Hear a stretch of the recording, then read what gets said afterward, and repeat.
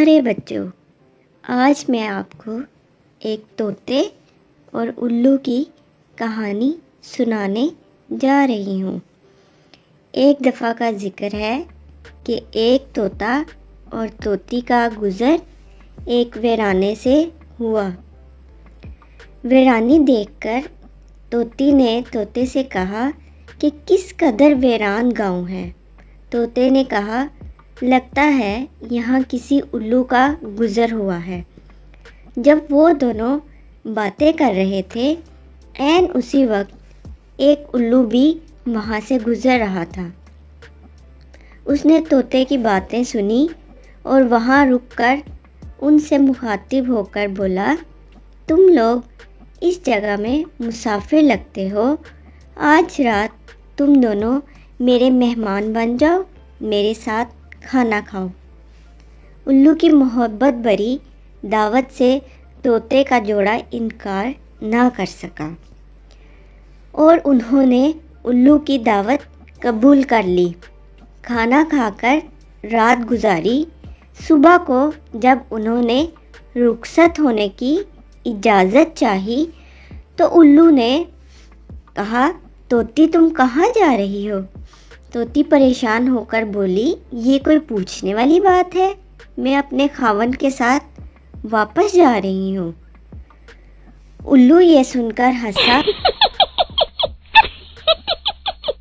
اور کہا، یہ تم کیا کہہ رہی ہو؟ تم تو میری بیوی ہو۔ اس پر طوطا طوطی الجھ پڑے اور الو کہنے لگا کہ یہ میری بیوی ہے۔ اسی طرح ان میں لڑائی شروع ہو گئی اور بحث اور تکرار زیادہ بڑھی تو الو نے طوطے کے سامنے ایک تجویز پیش کی اور کہا کہ ہم ایسا کرتے ہیں کہ کسی عدالت میں چلتے ہیں اور اپنا مقدمہ قاضی کے سامنے پیش کرتے ہیں۔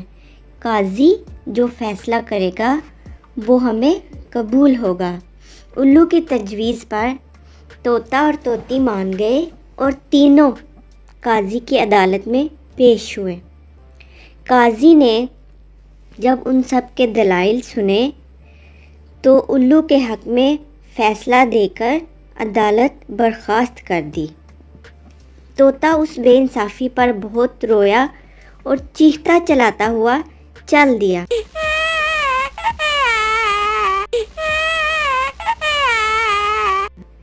کچھ دیر کے بعد الو نے طوطے کو آواز دی، بھائی اکیلے کہاں جاتے ہو؟ اپنی بیوی کو تو ساتھ لیتے جاؤ۔ طوطے نے حیرانگی سے الو کی طرف دیکھا اور بولا بڑا ہی اداس ہو کر کہ اب میرے زخموں پر کیوں نمک چھڑکتے ہو؟ یہ اب میری بیوی کہاں ہے؟ عدالت نے تو اسے تمہاری بیوی قرار دے دیا ہے۔ الو کی بات سن کر طوطا ہنسا اور بولا، نہیں نہیں میرے دوست، طوطی میری نہیں بلکہ تمہاری ہی بیوی ہے۔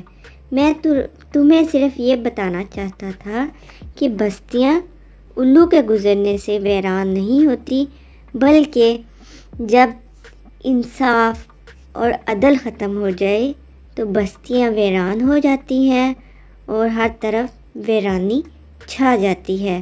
عدل و انصاف سے ہی تمام بستیاں اور معاشرے قائم و دائم رہتے ہیں۔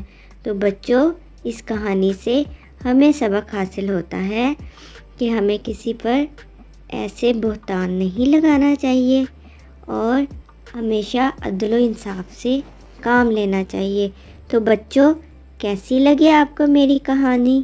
کمنٹ کر کے ضرور بتانا، اور اگر اب تک آپ نے میرے چینل کو سبسکرائب نہیں کیا تو سبسکرائب کر دینا تاکہ اس طرح کی مزیدار اور دلچسپ کہانیاں آپ کو ملتی رہیں۔ اللہ نگہبان۔